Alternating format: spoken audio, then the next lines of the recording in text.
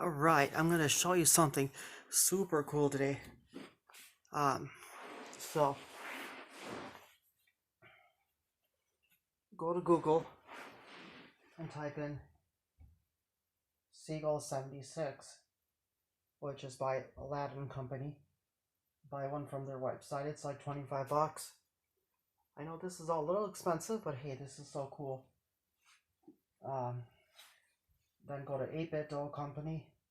Google 8-Bit Dough. Buy 2 Genesis receivers, one for each controller. And you also need 1 Seagull for each controller, but I didn't want to buy 2 of each because I wasn't sure if this setup was even going to work. But just to see if it works or not, I wanted to test out. And then if it works, I could always buy a second if I need it, but it's just me playing most of the time anyway. My sister doesn't even live here anymore. She's married and lives in different states, so it's just me most of the time. My parents don't get into this kind of stuff. But yeah, so 1 is good enough for now, just to test it out. And it does work. I wasn't sure I was going to, but it totally does. So excited. I'm getting a adapter that plugs into Wii Remote and converts Wii Remote to GameCube, so that might be another option, but let me just take out the battery. But for now, that's, I don't want it synced. That's another option. You can sync up the Wii Remote to the Genesis receiver, and then you plug in the Wii to GameCube adapter. Then you plug in this Ralph Net Technologies adapter, which is about another 30 bucks. Plug it into the one side into the GameCube when you got the adapter. It's arriving tomorrow, so I don't know if it works or not. But this works for now, that's good enough. And then you plug in your real Atari controller into here. I don't know if that'll work or not. But let's skip the Wii Remote. My gbros adapter came with this. I don't know what this hell this is. And the micro USB cable is for firmware updates and all. But this works for now, so I don't think I'll have to update anytime soon. So, but I'm just gonna box this up. Keep the box in case I have to return it or something happens. I don't even know if they do returns, but just in case. Or even for resale value, I don't think box will add much value. But you never know, some 10, 20 years from now, you never know. But for now, this is so cool, I gotta show you this. So you buy a Seagull, then you go to Retrobit and you buy 2 Genesis, or 9-pin Genesis receivers. And then from 8-Bit Dough Company, you also buy a gbros adapter, which hooks up to your Switch and lets you use classic, Wii Remote connection type of classic controller, or GameCube, which is like this end, and can't use both at the same time, but one or the other. But nonetheless, it's still, it's not a bad option. And this is what was it, I think 20 bucks or something like that on Amazon, so it's not bad. And this is a Hyperkin Trooper. Now I have an original CX40. They were 10s and 40s originally. Got it from our Salvation Army store for 10 bucks. The Trooper is good because I'm left-handed, so I moved the stick with the left hand, and in the old days I had to kind of hold it, and I couldn't hold it, so it's a pain in the neck, so it's good. The left button and the right button for firing, and the stick with the... Anyway, so you buy 3 things, a Seagull, and 2 adapters, 1 Genesis and one this guy. That's it. Oh, and then Ralph Net Technologies, 1 adapter converts GameCube to, or Wii to Atari or Sega. I could have swore I saw a picture somewhere saying that it was this type of Wii connection, but I guess it's not. It's this kind. But that's alright, that's where this comes in. So you plug this into here. and you plug your joystick into here. My picture might be a little grainy. I lost the original, the box that I had, the other third-party box, but I'm just going to show you my small TV for now. I don't want to hook it up to my 55 inches. I just want to show you how this all works. I set up a small Kobe 18.5 inches in my cabinet. It's a 720p. I got it back in 2010. It's pretty good. Anyway, so you turn it on. It's a little grainy, but not bad. Picture. So you press this blue button here, and you hold that. And it goes into, starts blinking, the pairing mode. Then you turn this on by pressing the red button, and it blinks. Then you hold on the yellow button, and then it goes into pairing mode. Then once they paired with each other, see, it stops blinking, and this is no longer blinking. I don't know if you can see that. Was I showing you properly? Yeah, I can see. All right, so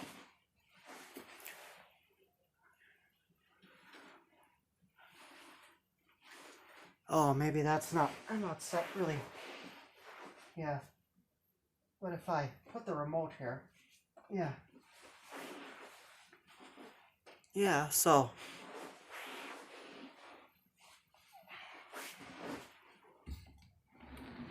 Maybe scoot back a little bit. Yeah. All right. So now you just hit reset. And you just make sure these are within range. And there you go. That's it. So I'm playing wirelessly. Isn't that cool? They had wireless back in the day, but that was with a different bulky system, and this is so much easier. I don't know why you need a Seagull, but if you plug this receiver into the back of the 26 or 7800, it doesn't work. It doesn't power on. So you have to plug in a Seagull first and then this, but it's pretty cool. Now we're gonna move back to my sofa, and we're gonna see if I sit on the sofa.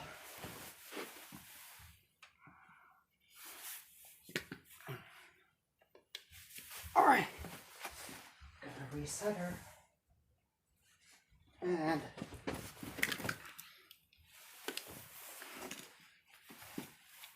yeah, it works. I'm sitting on the sofa. I'll put the adapter up here, top of the sofa. No, it doesn't work. So, but if I set the adapter on the floor, did it stop hearing or something? It was working earlier. Oh, there we go. Oh, it just maybe got unplugged from the, it gets a little loose sometimes maybe.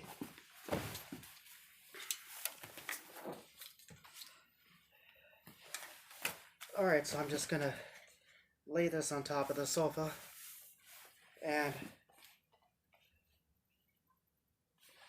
well, let me reset the unit. Only bad thing you have to reset. You get it manually when you're doing, or you have to change cartridges, you have to manually reset. Not a big deal. Yeah, it's working. It's on my sofa, and it's shit. Not bad. Not bad. So here's my sofa, and the receiver is just, as you can see, it's just sitting right here on the sofa in line, and I'm playing. And then over there is my Seagull, so it's within line. So that's like, I don't know how many feet is that. From there to there, it's like 5 feet, maybe. But yeah, it's wirelessly working. One more time, see the... So my receiver is sitting there. And when I move the stick... Alright, one more time. And when I move the stick, see, he's moving. It's wireless. I mean, yeah, you have to have the receiver, but who cares? It's still wireless. You don't need a long wire to go from your sofa to the thing, so it's pretty good. Not bad. Not bad at all. And that's my big 55-inch.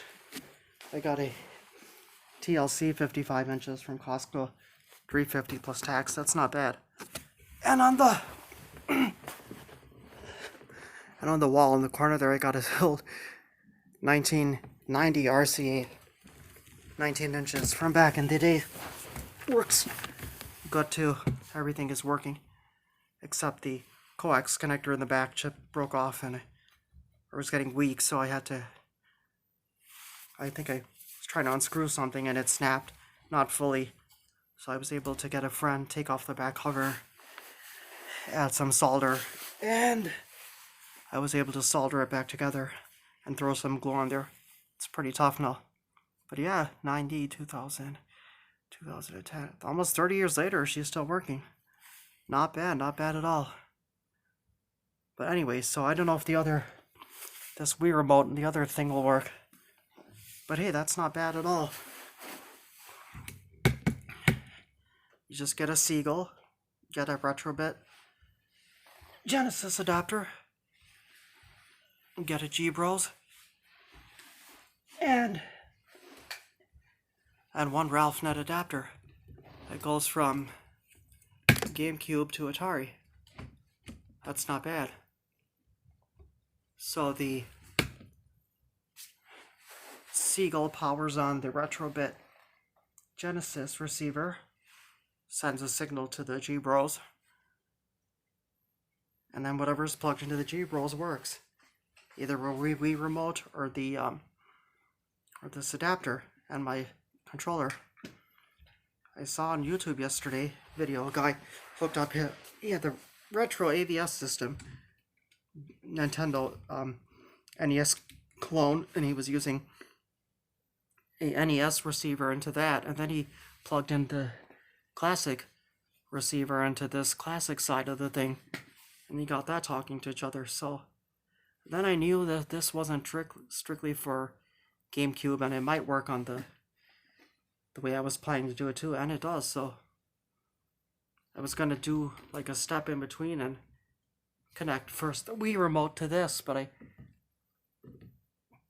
where's my connect the Wii remote to this, but I don't have to because the Genesis receiver here talks directly to the gbros here. I just have to put them in pairing mode and it's good. Press the blue button on that, press the red button on this to wake it up, and then hold on to yellow for 10 seconds and it pairs. It's pretty cool. So, innovation these days, yeah. I mean, there was a wireless big bulky box and two big bulky controllers, but if that ever broke, what do you do? You're out of luck. Now I can plug in any Atari stick into here, not just the Hyperkin Trooper or the CX40 I have, but any style stick I like, and I can even use my Space Age sitting on the floor there, and or I can use any controller I like. So this Space Age is pretty cool too.